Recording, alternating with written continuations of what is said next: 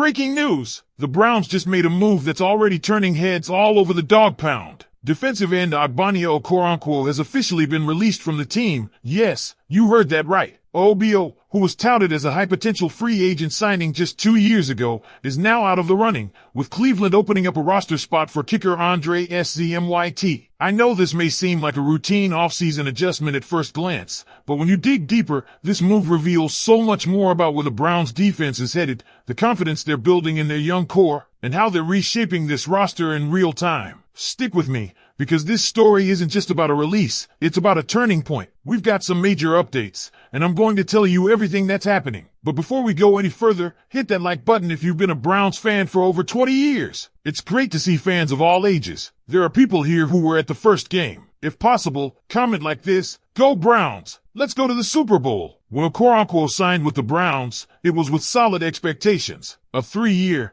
$19 million deal doesn't get handed out to just anybody. At the time, he was coming off a productive season with the Houston Texans, where he tallied 5 sacks and just 8 starts across 17 games. The advanced analytics crowd was high on him. Pressures per rep, pass rush efficiency, he graded out well in those metrics. And to be fair, he looked like a sneaky good signing. He wasn't a household name, but those in the know were buzzing about what he could bring to Cleveland's pass rush rotation. That optimism carried weight. OBO was the Browns' first free agent pickup of that offseason, arriving on day 1 of the NFL's legal tampering period. But the production never matched the promise. Over 2 seasons in Cleveland, Okoronkwo managed just 4.5 sacks, including a disappointing 3-sack output across 16 games last year. To make matters worse, his 2023 season was marred by a shoulder injury that sidelined him for a chunk of the year. While he did return for the playoff game, the bounce-back many hoped for never truly came. What stings most for fans is remembering how, going into last season,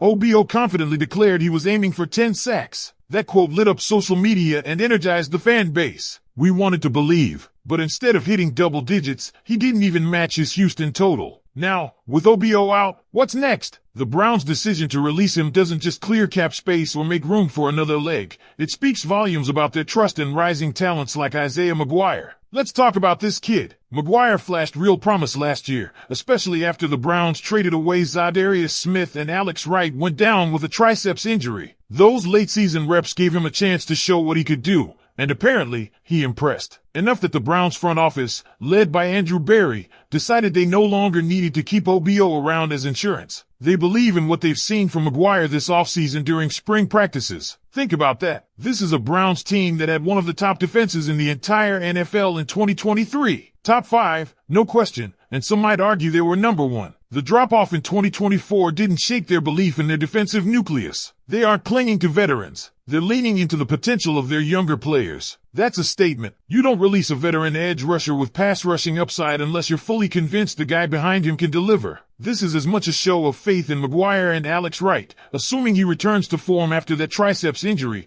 as it is an indictment of OBO's time in Cleveland. The Browns also recently added Joe Tryon-Shoyinka, the former first-round pick from the Tampa Bay Buccaneers. Now, he's been a bit of a tweener, never quite settling into a specific role in Tampa's defense, but the talent is there. Cleveland's defensive staff clearly sees a potential rotational pass rusher they can mold. With Myles Garrett anchoring the edge, McGuire looking like a breakout candidate, and Wright plus Tryon-Shoyinka providing depth, this unit has the makings of a formidable group. And let's not gloss over the kicker angle. The Browns brought in Andre Szmyt to compete with Dustin Hopkins, who had a rocky 2024 campaign. It's no exaggeration to say that Hopkins' missed kicks cost Cleveland a few games last season. Adding Szmyt, even if just for training camp, sends a message: complacency is not an option. Every position, even kicker, is up for grabs if you don't perform. This is the kind of accountability fans have been asking for. So here we are. Ogbonnia Okoronkwo's time in Cleveland is over. A once promising signing, let go to make room for a kicker. But the implications are deeper,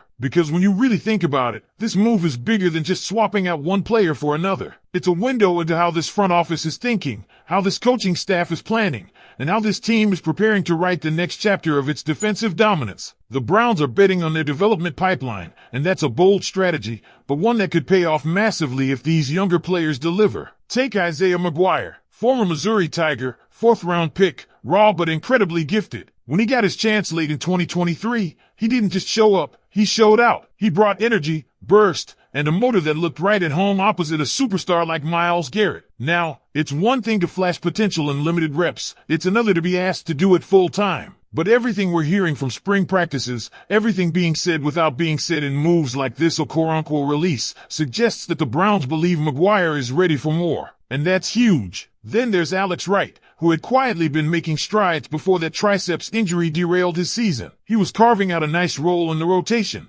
becoming a steady contributor. Assuming he's back to full strength, he's another name the Browns are clearly counting on. And when you add in Joe Tryon-Shoyinka, you're talking about a room that may lack star power beyond Garrett, but is absolutely stacked with potential. That kind of depth can be deadly, especially when you consider the coaching prowess on this defensive staff. If they can unlock even a fraction of what Tryon-Shoyinka flashed at Washington and occasionally in Tampa, this defensive line could once again be one of the NFL's best. And let's not forget what this means for the locker room culture. Releasing a veteran like OBO isn't just a personnel decision, it sends a message to the entire roster. Produce or step aside. The Browns are not here to hand out snaps based on seniority or contract value. They're here to win, plain and simple. That kind of accountability sets the tone. It tells the younger guys that their shot is real, that the door is open if they're willing to earn it. And it tells the veterans that no one is safe if they don't bring it every day. Of course, some fans might be feeling conflicted. After all, Okoronkwo wasn't a total bust. He was serviceable. He played through pain. He came back for the playoff game despite the shoulder injury. That deserves respect. But in a league where every roster spot matters, serviceable isn't good enough, especially not when you're paying north of $6 million a year. The Browns had higher expectations. OBO had higher expectations. We all did. Sometimes, it just doesn't work out. But the important thing is that the team recognized it and acted decisively. Now, let's shift back to that kicker situation for a second,